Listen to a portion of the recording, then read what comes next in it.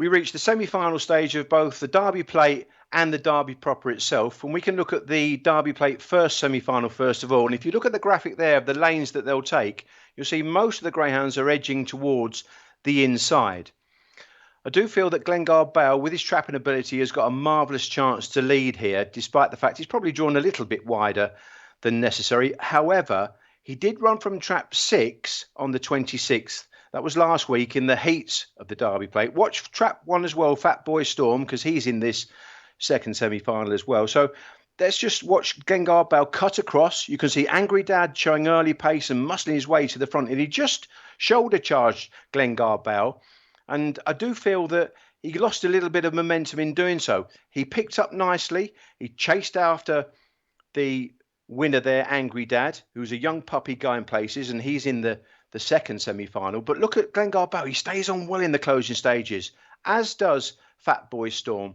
But all things being equal, I do feel that Glengarde Bale will pop out the boxes and he will lead into the turn. The only other dog maybe he's got to worry in the early pace department is Angry Tornado and possibly Jack Solution with a good start on the inside.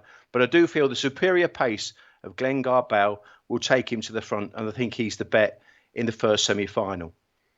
Now, moving on to the second Derby Plate semi-final. Here, we've already seen Angry Dad show that good early zip. That was from box 2. But I would like to show him from trap 3 in his opening heat win in the very first round on the 5th of June. And just watch trap 3 here, because I think it's interesting. He's a pup and he's learning his trade. He moved off initially, and then what he did was he edged back in. And you can see him trying to weave a passage between his rivals. And there, look, he just gets a little bit of a knock. He's trying to edge in, but he's a real determined character. He's learning his trade, and I think he'll be really, really tough to stop here. Shallow Milo is another greyhound that will be going to the bend. He smashed out in his first round heat, and he'll be something to think about for Angry Dad, but I do feel that Angry Dad's early pace will take him to the front. Dangers could come from Swift Coat with a decent draw on the inside, and Frankie's Jet cannot be discounted from a decent makeup on the outside, because Magical Silas will move into the middle for him. But all things being equal, again, Angry Dad is a worthy favourite there, and I think he'll take the second semi-final. Now we move on to the Greyhound Derby proper, and the first semi-final here sees the anti-post favourite and a warm order odds-on chance, Dear Jet Sydney. He should be tough to stop. He loves the inside. He won from trap 3. He got across to the fence, his beloved fence position, and I do feel that he will be well supported, and he will definitely go off favourite here. There's no dangers of that, and he's got a massive chance. The one that I think might offer some value is Ballymac Fair One. Now, Ballymac Fair One, he's a dog that is much better drawn down the middle. He qualified from trap 1 in the previous round, the quarterfinals. But let's go back and watch him on the 11th of June.